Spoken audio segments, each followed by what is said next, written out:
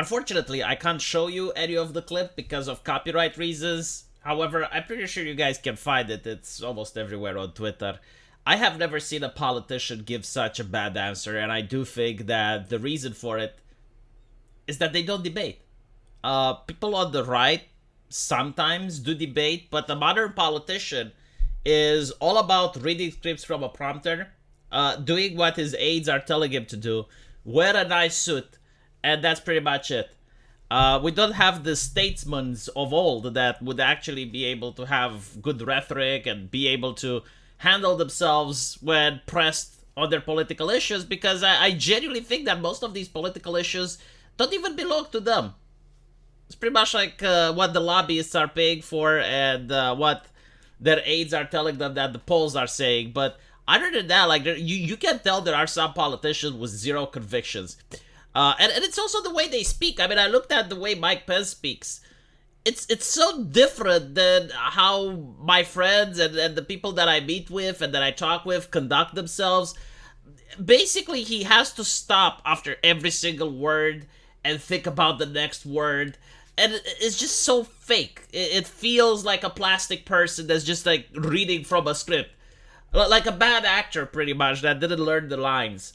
And Mike Pence is just one example, but like if you look on the left, there's dozens of similar examples, especially like AOC, for example. I've never heard her actually debate someone that disagrees with her, ever, on any issue. But with that aside, like what exactly did Mike Pence do that is so wrong? Well, Tucker Carlson was talking about how he is more interested in getting more tanks to Ukraine and giving more money and donations to Ukraine, while there are American cities that have gone worse within the last couple of years.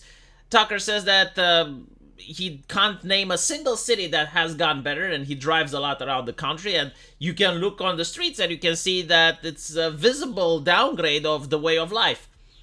To which Mike Pence says he doesn't care about that.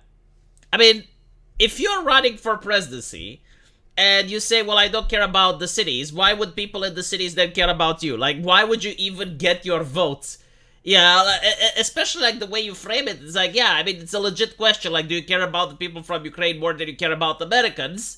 And if the answer is yes, well, then let the people from Ukraine vote for you. Like, that's where it was going with it.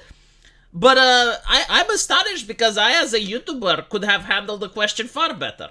Without any training, without any aids, without having a prompter or anything like that.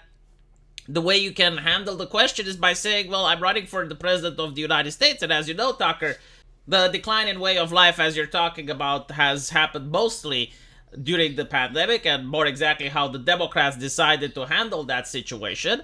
But take into account that I am running for the president of the United States. As such, there is not much I can do about individual cities. That is up to the governors. According to the Constitution, states have autonomy in these issues, and it's up to the local governors to decide how they spend the money and what cities they want to invest in, so on and so forth. I will make sure that when I become president, I don't make it harder by passing legislation that, allegedly protects the environment, but in reality damages people, like, for example, the gas stoves. And you move the conversation somewhere else. That's how you can actually do it. But to just flat out say you don't care about the Americans, and not only that, when Tucker Carlson was telling how the cities are going from a place where there was a certain expectation of a lifestyle to where it is now, Mike Pence was like, yeah. Like he was actually bothered over the fact that he's being interrupted from the little speech that he memorized from home. Horrible.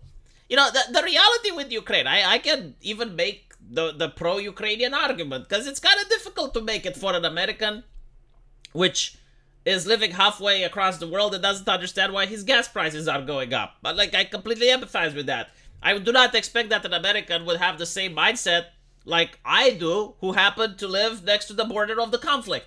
Right? So due to the geographical region of where I am situated, I am pro-Ukraine. Like, I think that every single Romanian is.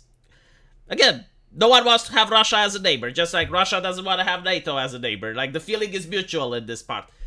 But to explain to an American why the conflict in Ukraine is important. It's very difficult to do so today. 20 years ago, it wouldn't have been difficult at all. But today, due to the political climate and the culture, it is. So, in order to explain it, you have to make sure that Americans understand that the United States is the world hegemon. And their way of life is directly tied to the United States being the world hegemon. In other words, the United States gets to control trade routes, the United States gets to set tariffs, and the United States also has the ability to use soft power into negotiating policies.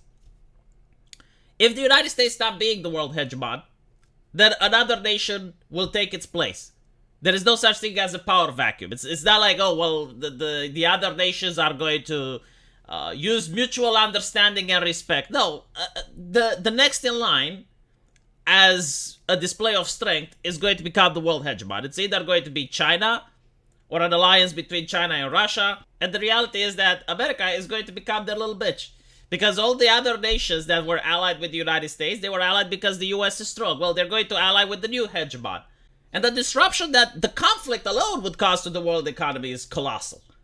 I mean, if Taiwan was engaged in an active conflict with China, all the trade routes would be fucked. Like, you think that what happened with the grain prices and, like Germans didn't have oil because of the conflict in Ukraine, you think that's bad? Holy shit. So, I think like Kreshaw actually said it, which is an American right-winger. He went on Fox News and he said that the reason the Americans are supporting Ukraine is so that no American soldier has to die. I mean, it's a very cynic, pragmatic worldview. But the question is, like, are the American people willing to accept that? Right? Because, like, the current culture is all about, nationalism bad. We're all part of the human race and that type of thing. Which is not a necessarily pragmatic point of view. But some Americans share it. So if you go out and you actually explain what are the advantages of the United States crippling a competitor like Russia while getting involved in the Ukrainian situation, many right-wingers would probably not vote for you. But I'm telling you this, it's a hell of a lot better than to say you don't care about the American cities. Right? So this is why in every single conflict across the world, there are pragmatic reasons for the conflict, which the politicians are discussing behind closed doors.